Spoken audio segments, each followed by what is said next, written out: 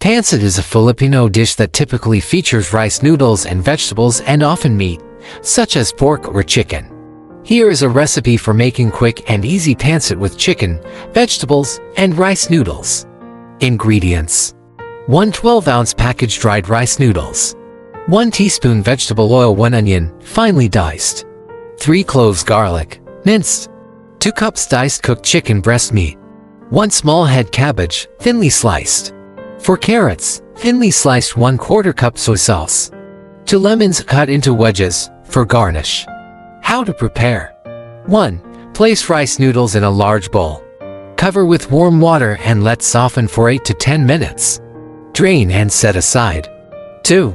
Meanwhile, heat oil in a wok or large skillet over medium-low heat. Add onion and garlic. Cook and stir until onion is tender, about 3 to 5 minutes. 3. Stir in chicken, cabbage, carrots, and soy sauce. Cook until cabbage begins to soften. 4. Toss in noodles and cook, stirring constantly, until heated through. 5. Transfer pancit to a serving dish and garnish with lemon wedges. Enjoy your homemade delicious pancit.